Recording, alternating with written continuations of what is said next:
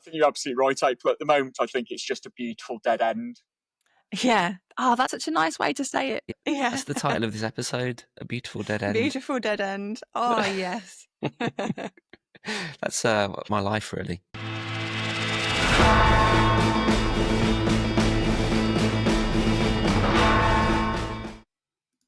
Welcome to The Good, the Bad and the Fixable. This is the series where e-commerce experts from Shopify agency Radiant take a look at an online store to discuss what they think is good, bad and fixable, which is why we've called it that. Today, I'm joined by senior creative April and our QA engineer Dave. Hello both, thanks for joining. Hello. You all right? We're good. Thanks, yeah. Good. This week, we're going to be looking at vintage luxury sportswear brand Sporty and Rich. So this was started by somebody called Emily Oberg, originally as an Instagram mood board. It then became a print magazine, and later on it was a small assortment of clothing that she was selling. And then it accidentally became a real brand with an annual turnover of $30 million. So what a nice tragic accident. Yeah. I know. So that's quite inspirational. So I've decided to start my own online brand. So keep a lookout for Lazy and Poor by Matt Allen. That'll be online soon. So we'll take a look at Sporty and Rich this week. Dave, if you would be so kind as to share your screen and show us the site. Yeah, if we start off with some of the things that you've found that you particularly like. Yeah, okay. One of the main things I like about the overall design is the colour theming across the site, especially on the homepage. I really like how they've got these kind of mid blues that kind of come out through the products. They really pop against all these muted colours, and you've got these baby pinks in the products as well, which are reflected in the kind of really nice photography that they've showcased here. I think there's a pop-up that's just appeared there, Dave. Which one is it?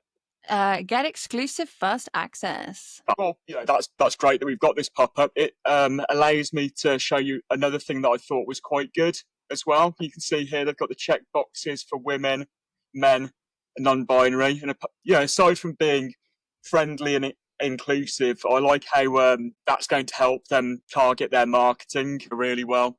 They've got that kind of echoes in the footer as well. So I agree. I think we don't really see a lot of brands have that inclusivity. We've talked previously about Skims and how the product photography didn't really reflect inclusivity in body types. So it's nice to see a brand that is having that as an option. And I agree with you, Dave. I really like the color scheme. I think we're seeing more and more brands using more of a muted color palette, keeping it quite clean and minimal, and keeping the emphasis on the product photography, because I guess that's what's important when you're shopping. I don't know about you, April, but I love a limited palette. Just seeing like a couple of colours, like it shows there's been some kind of like deliberate thought put into it all. But I think that's fantastic to have all the products tied in with the kind of the artwork here.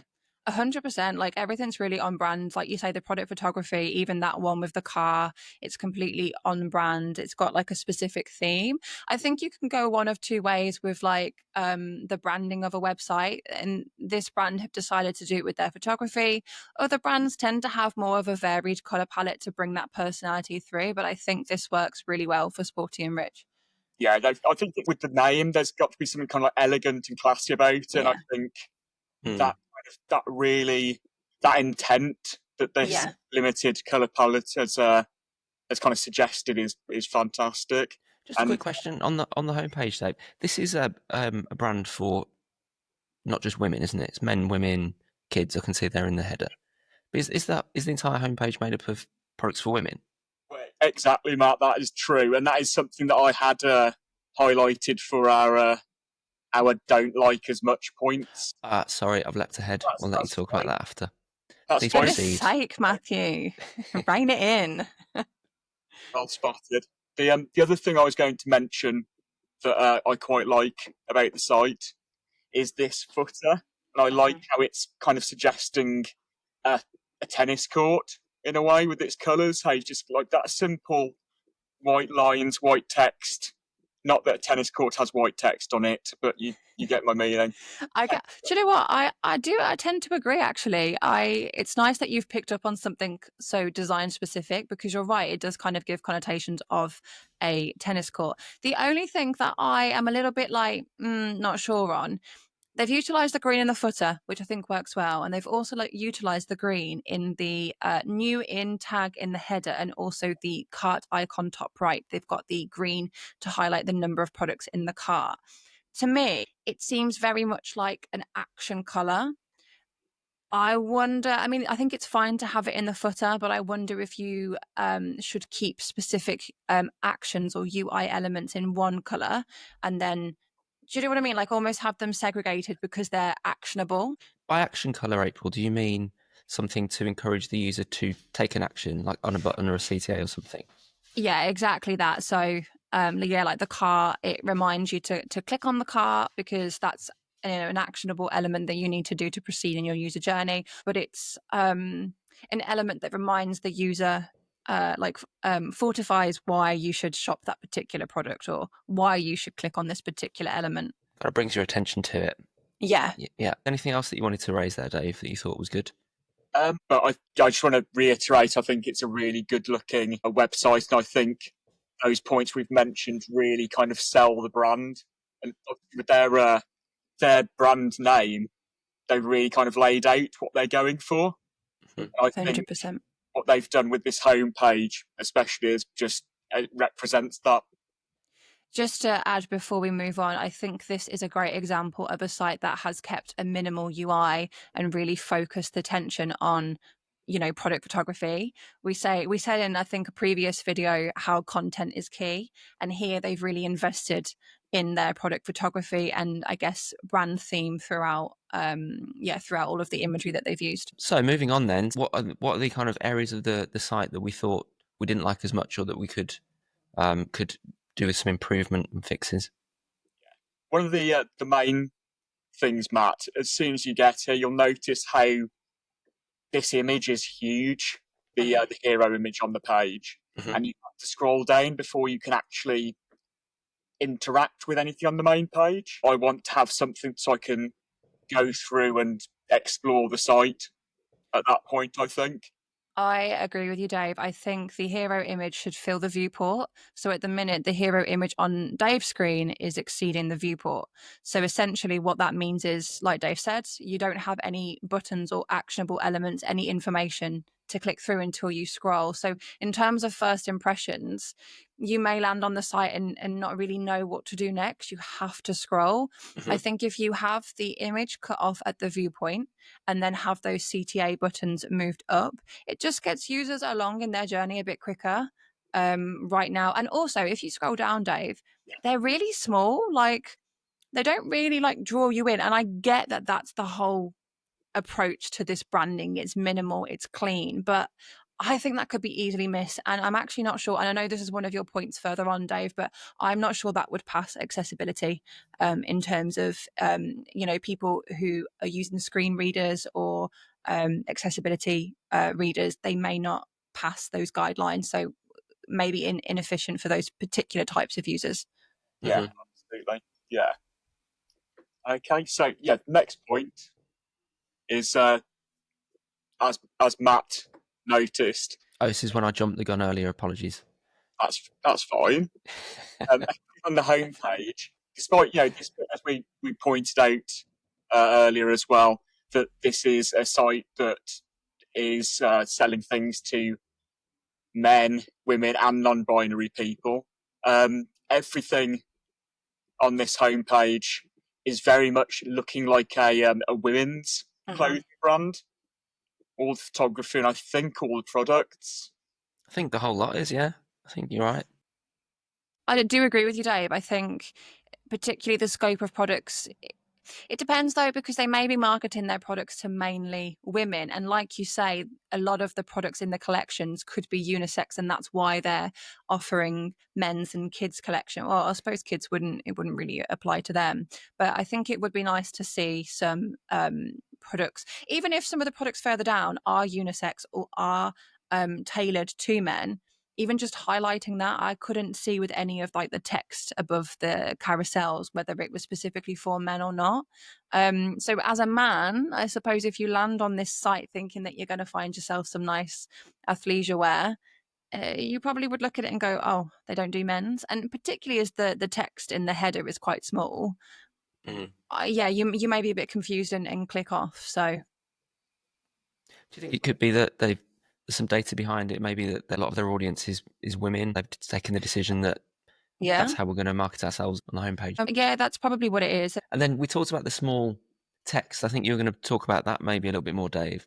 Yeah, and I think down here on this this image, it's probably the best example Oh my on the God. page. And as April points out, the text across the site tends to be on the small side, but that really presents so much of a problem when it's against. They've hidden it on a tennis court line. The placing isn't great, but if you had maybe different colour text or large, or if you had a background to the CTA, maybe even the green.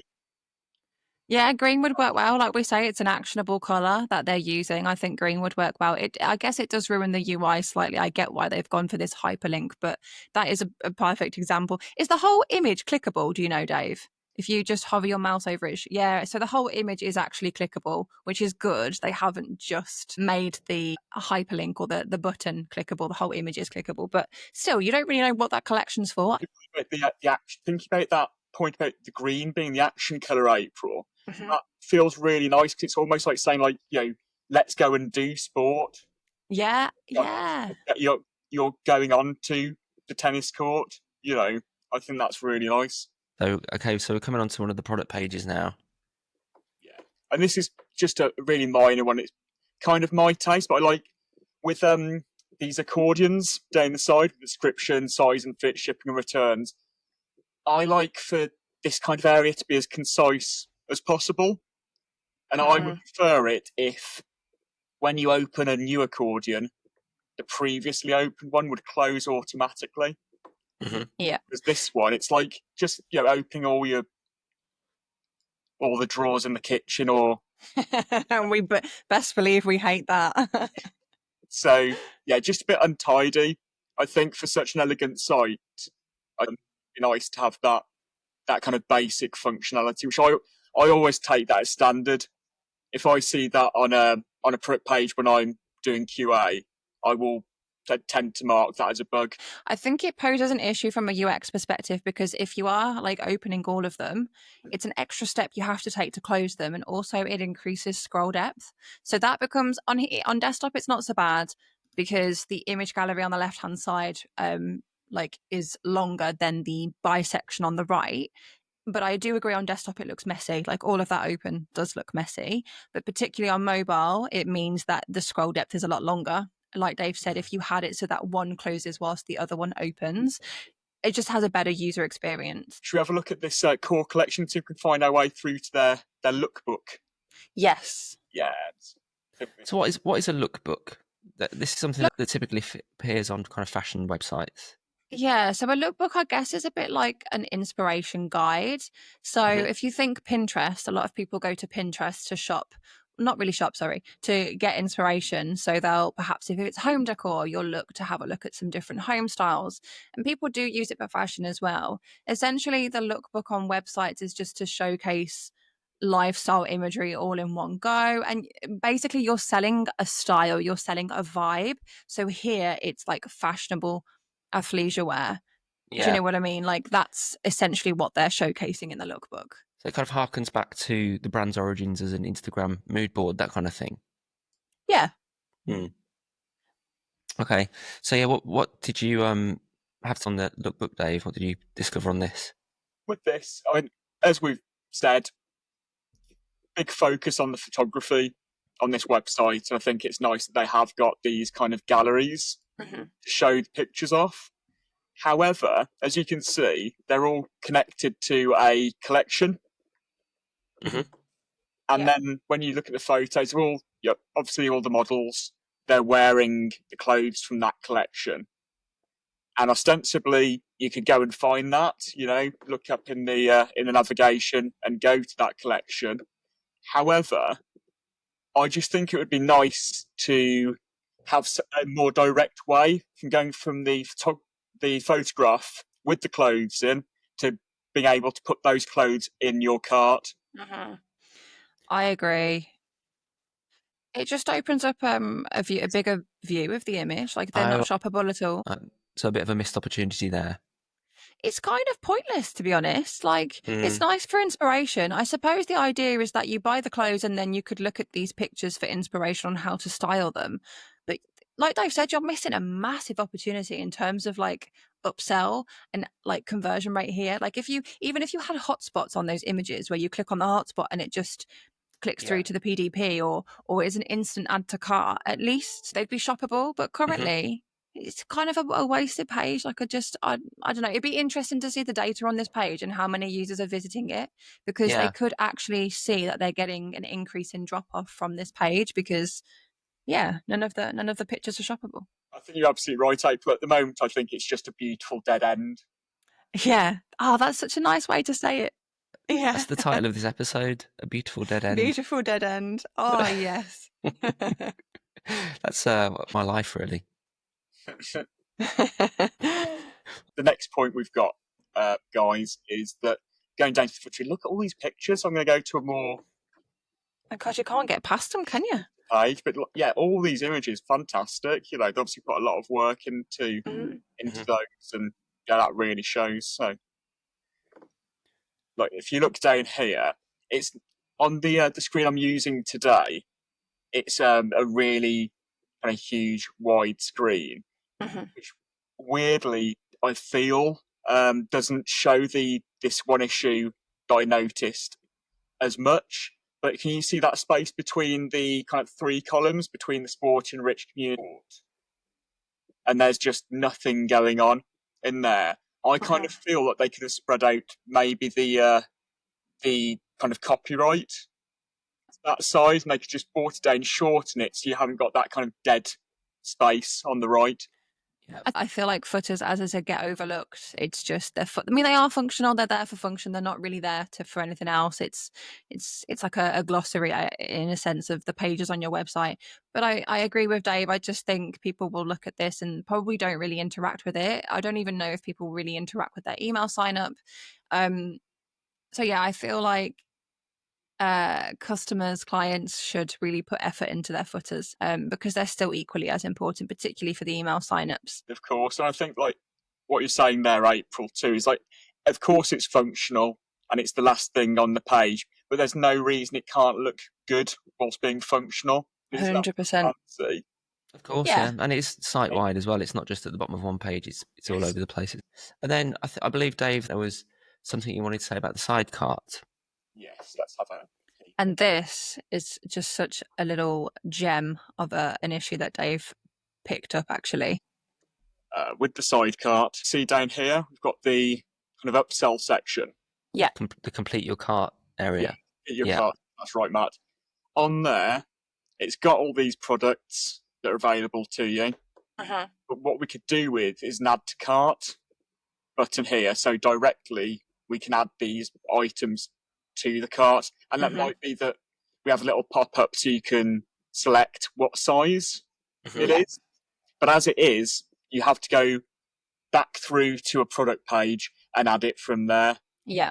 I think this, it's just, again, more elegant and quicker and gets those products into the cart. You can just click on them a couple of times and then go through to the checkout.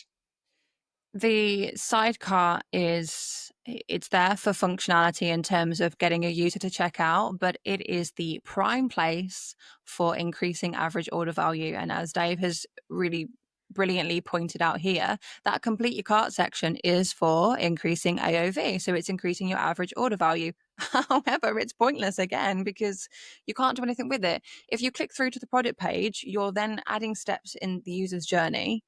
You're probably taking them away from converting because they may want just a quick... Could you imagine if you're in a rush to buy something, let's say something's going out of stock and you want to have urgency into checking out, and you think, oh, I'm going to add that product to my cart.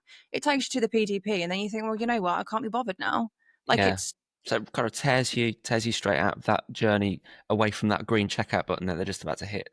Yeah. And as Dave pointed out, what should happen is I would probably put less images in view because it's a carousel. You're going to have to scroll anyway, or increase the width of that sidecar. I don't know if it's just on Dave's screen, but it looks particularly skinny. Add a button in for direct add to cart. And obviously with these items, there's going to be a size associated to it. You could have, like Dave said, a pop-up. We did one recently for a brand, Muddy Puddles. We redesigned their cart, and yes, some products needed a size variant selection, and you had a nice pop-up and then directly add to cart. What I would also recommend with upsells is that you prioritize lower priced items that don't have variants. The intention here is you're just adding on. So those items are quite expensive. They're like £144. You may not really want to add those to bag. Do you know what I mean? Like, it's not like, oh, forgot my socks, let me add that. That's quite a high price point. These are more than the actual item that's being purchased. They need a bit more thought into purchasing. Like, I'm parting with £150, let me reevaluate. But I think if you add like caps, you can see behind you've got the baseball caps. Those would be perfect for upsells in this section. It's like a quick add to bag. I think with the caps as well, like you say, April, it goes more with the kind of the look. I mean, I know it's only one item that's been added to the cart, but it makes more sense with that kind of that I think that's maybe a baseball styled T-shirt. Yeah, you can see it behind. It's probably from the same collection. They're in the same carousel. I would assume it's from the same collection. And, you know, in terms of, I guess, client population, you can do manual selection, or there's lots of apps you can use that can help you choose products to put in this upsell section. So there's lots of opportunities for clients to rework their upsell section in the carts. Right, it's a great place to end the episode. Thank you so much, both of you, for your insights. There's loads of great recommendations there for the brand to take away and possibly implement to improve the AOV and overall conversion rates. If you're watching and you'd like your brand to be assessed by the team, please get in touch. We're always open to looking through new e-commerce websites. Otherwise, thanks, and we'll see you next time.